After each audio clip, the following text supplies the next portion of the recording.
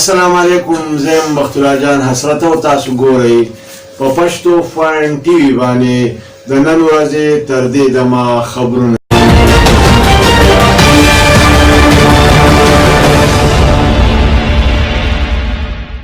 د ټولو اول سر خبرونه.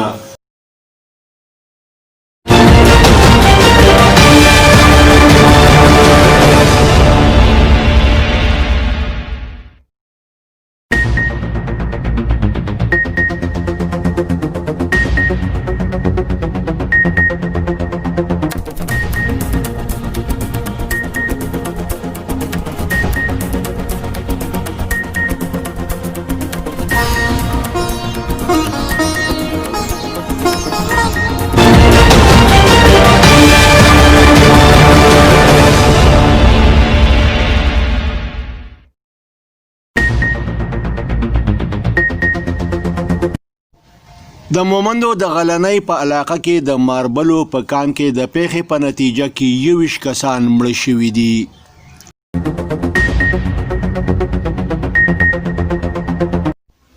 وزیر اعظم عمران خان د ماډل پناهګاه دوره وکړه. په پناهګاه کې د پاتې کېدونکو خلکو سره یې خبرې اترې وکړې.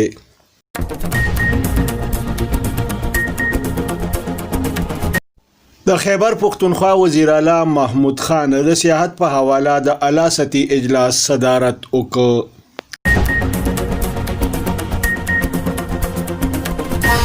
په لنډی کوتل کې چې کم غر را پریوتی دی په دغه پیښه کې 14 کسان زخمیان شوي دي. امدادي کارروایي شروع دي.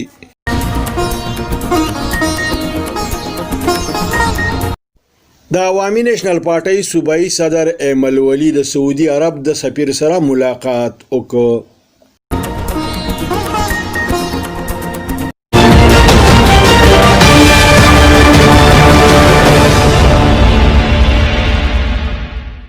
او اوس د دې خبرونو تفصیل.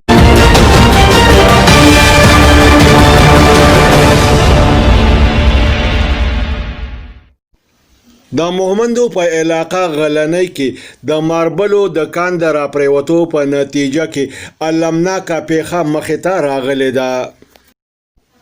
تر اوسه پورې په دې پیښه کې د 21 کسانو د غیبېدو یا د مړه کېدو اطلاعات دي. بلې خواته د ماربلو په کم کان کې چې دا حادثه مخې ته راغلې ده په هغې کې په لویه پیمانه باندې امدادي کارروایي جاري دي. کتونکو تاسو په سکرین باندې په دې تصویر کې وینئ داغه کسان دي کم چې په دې پیښه کې مړه شوي دي. وزیر اعظم عمران خان د ماډل پناهګاه دوره وکړه. په دې موقع باندې د په پناهګاه کې د موجودو مستحقینو سره میلاو شو او دې سره یې خبرې اترې وکړې. دا په دې موقع باندې وی چې د دې پناهګاهونو د قیام مقصد دا دی چې بې کوره خلکو ته چت او خوراک فراهم کړی شي. د خیبر پختونخوا وزیر اعلی محمود خان د سیاحت په حواله باندې د اعلی سطحي اجلاس صدارت وکړ. دا په دې موقع باندې هدایات جاری کړ چې د 11 منتخب شوو سیاحتي مقاماتو په منصوبو باندې کار تیز کړی شي. د زیاته کړه چې په خیبر پختونخوا کې د سیاحت په سلسله کې ډېرې لوی مواقع موجود دي. په صوبه خیبر پختونخوا کې به سیاحت ته په هر قیمت وده ورکولی شي او سیاحتي مقامات به د بین الاقوامي معیار مطابق جوړولی شي. بلې خواته د لنډی کوتل په علاقه کې چې کم غر را خویدلی دی د دغه غر د ملبې لاندې د 14 کسانو د راتلو او زخمی کېدو اطلاعات دي. وایي چې په غټه پیمانه امدادي کارروایي جاري دي.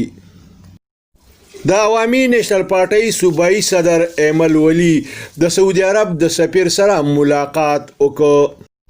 په دې ملاقات کې په سعودي عرب کې د مقیم پاکستانیانو په خصوصي توګه د پښتنو په مسلو باندې تفصیلي خبرې اترې وشوې.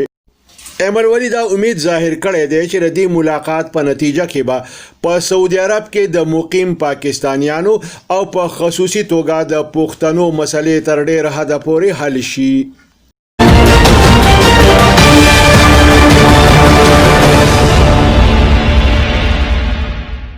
دې سره د نن ورځې خبرونه پای ته رسي.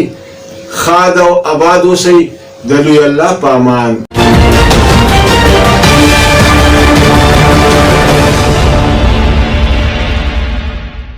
کتونکو پښتو فاین ټي وي سبسکرایب کړئ، د ټلۍ په بټن ګوته کېږئ او دا رنګې دا خبرونه کتل د خپل ژوند معمول وګرځوئ.